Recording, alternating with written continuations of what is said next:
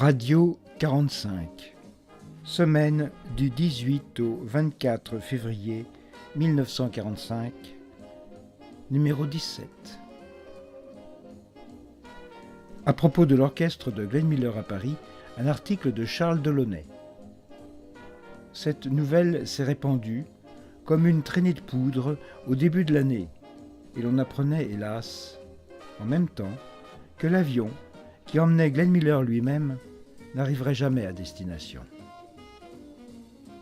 C'est un événement considérable pour les amateurs de jazz qui n'ont entendu aucun grand orchestre américain depuis la dernière visite de Duke Ellington en 1939.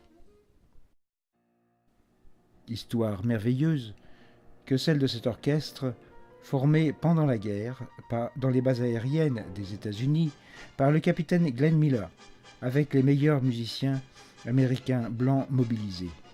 Glenn Miller était un vétéran du jazz, puisqu'il appartint dès 1924 à l'un des premiers blancs, celui de Ben Pollack, où il jouait du trombone. Mais c'est comme arrangeur qu'il se distingua plus tard, jusqu'au jour où il forma son propre orchestre, peu avant la guerre.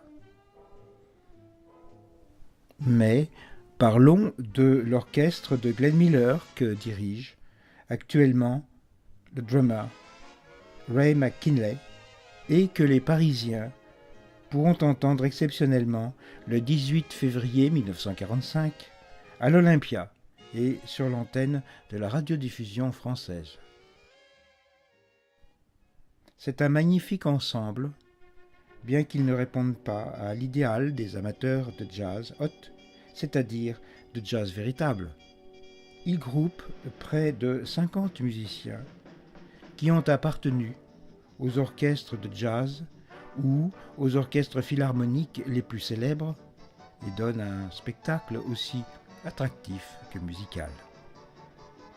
C'est avant tout un orchestre de scène, comme l'ont été ceux de Paul Whiteman, Jack Hilton ou Ray Ventura, avec cette différence qu'il a atteint une qualité musicale exceptionnelle sous la direction de Glenn Miller. Glenn Miller dont la disparition est assurément une grande perte pour le jazz symphonique. Nous avons dit que le spectacle qu'offre cet orchestre est d'une haute tenue musicale. Le programme est varié, vivant, attrayant et les orchestrations de jazz s'intercalent avec un rare bonheur aux mélodies les plus charmantes et aux compositions quasi symphoniques d'un goût et d'une exécution habile.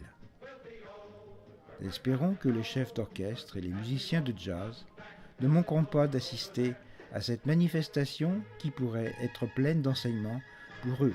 Écoutez l'orchestre Glenn Miller au cours de la transmission d'un gala de l'opéra le dimanche 18 février 1945 à 21h10 sur le programme parisien.